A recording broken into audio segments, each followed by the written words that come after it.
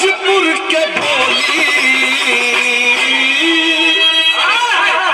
अरे मिश्री से मीठ लागे अरे भोजपुर के बोली एक बेर बना रस में आके देखा एक बेर बना रस में आके देखा एक बेर बना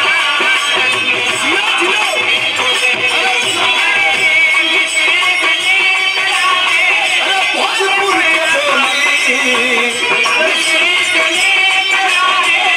भोजपुर के बोली एक बेर बना रस में आके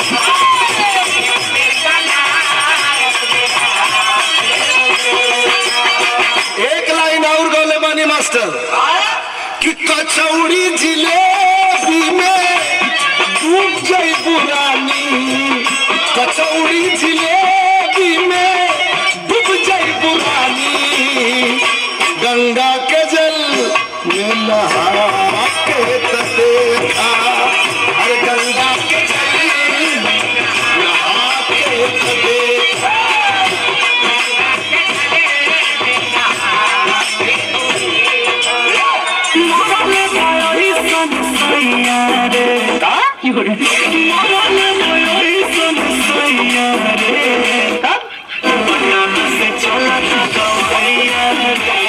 सुना कि पटना से दवाई करावा चाहे आजमगढ़ जाई के और जब भतार मरले तो तुम्हारे वो टीवी आई के बुला जाए तू ठिकाई जाबू मोरे राजा मोरे राजा मोरे राजा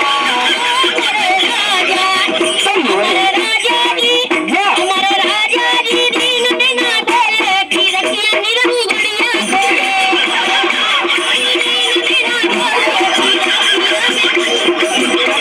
जकरे सुन भोकइलू ओकरे से परेशानी सनमी करो तार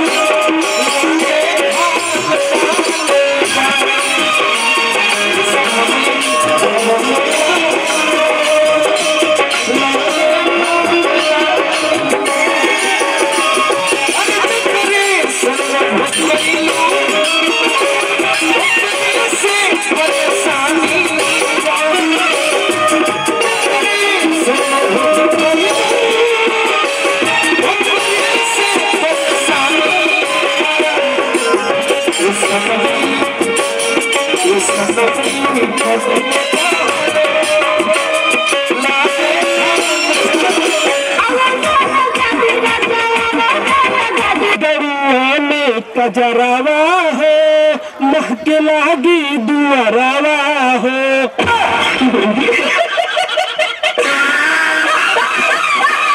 अरे रोज रोज करलू न खड़वाए रानी हो रोज रोज करलू न खड़वाए रानी हो कमल बना तो खैबू कमर ऐसे खड़वाए रानी हो कमल बना तो खैबू का खड़वाए रानी हो अरे जा का देखो है तो ओढ़निया लेके जाता हाँ तो ओढ़निया फाड़ी तार घड़ियों फाड़ दी सुनता नहीं मत दिए कौन मत दिए अगर जब तो पहले दिल डालू तो माँ कसम मैं कुछ दिल में दिल पैदा नहीं तो कहलू का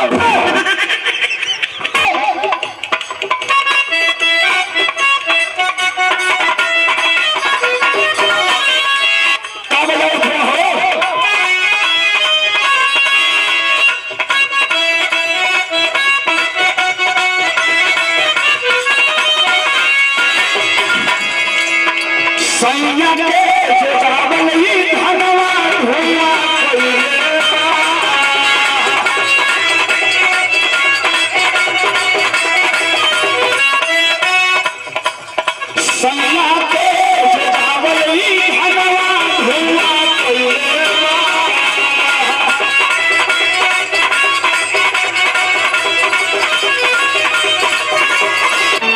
आती है मुझे अपने आप पर कि मैंने तुम जैसे दोगले आदमी से प्यार किया। ये तो वक्त ही बताएगा कि तुमने क्या प्यार किया और हमने क्या प्यार किया। झूठ, तुमने कभी प्यार किया ही नहीं, तुमने सिर्फ मुझे धोखा दिया है। मैंने प्यार नहीं किया? मैंने?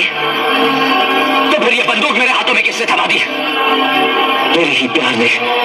इतनी नफरत मेरे अंदर किसने भर दी? मेरे ही प्यार ने। हाँ, मैं महेंद्र हूँ, छिंदरा हूँ, लौंडियाबाज हूँ। गाँव के सारे लोग मुझे लौंडियाबाज करके बुलाते हैं, मगर पूनम तुम भी मुझे छिंदरा समझती हो। मगर दुनिया में कोई भी इंसान जानबूझ के छिंदरा लौंडियाबाज नहीं बनता। कोई भी लौंडियाबाज जानबूझ के गल्ला नहीं बेचता। कोई भी भौजीबाज जानबूझ के चाट समोसा नहीं लाता। और कोई भी बुड्ढा जानबूझ के पतंगियाबाज नहीं बनता। वक्त और हालात इंसान को लौंडियाबाज बनने पे मजबूर कर देता है। जानती हो लौंडियाबाज में क्यों बना? किसने बनाया मुझे बताओ। कई बनाई से? हमारे अम्मा बप्पा बनाया, मैं भी नहीं करावत रहे, यही खाते। जा ललित जा, तू हमरे बारे में खुद नहीं सोचा। तू आरतीय से, कदलिया से, पुजुआ से सबसे बात कर रहा है। तू हमरे बारे में भी सोचे होता, तू हमसे कहे होता पूनम मंटू से प्यार करे थे। तू का गाँव वाले आज तक लौंडियाबाज ना खाते, समझा कि नहीं? लेकिन तू हमरे साथ बहुत बड़ा धोखा करे वाले रे। लड़ियों का दर्द बड़ा जानलेवा होता है पूनम जी। तुमने तो मुझे छोड़ दिया, मगर दोबारा कभी कोई लड़ुआ मिले तो उसे धोखा सोच समझ के दीजिएगा, नहीं तो जब यस निकाले इतनी लंबी चाकू जब हम लड़ुआ पटाओ तो धोखा देव ना। हम तो मनसेरे के पीछे पड़ी रही थे। चलो हमारा नहीं पता जा से। कहाँ रहे? कल आए का है नहीं? एक दिन नहीं आए, इतना गुस्सा कल की वो पटा देता।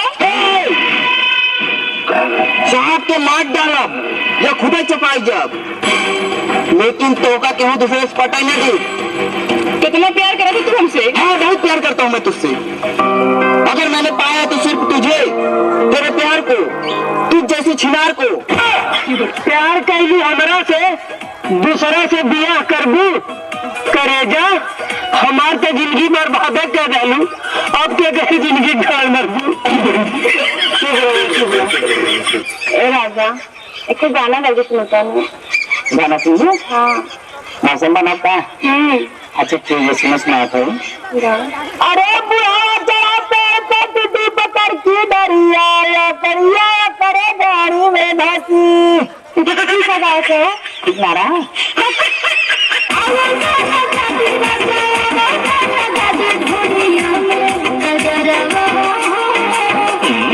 बढ़िया में कर रहा काय है पेनाची पड़ी का मुझे बताओ वाले कबिला मंदिर जाए का आँखिन काजल लगाओ या झूठिन काजल लगाओ छे कई जवानी है ये लगाओ यार भैया तू बोलाइए नहीं।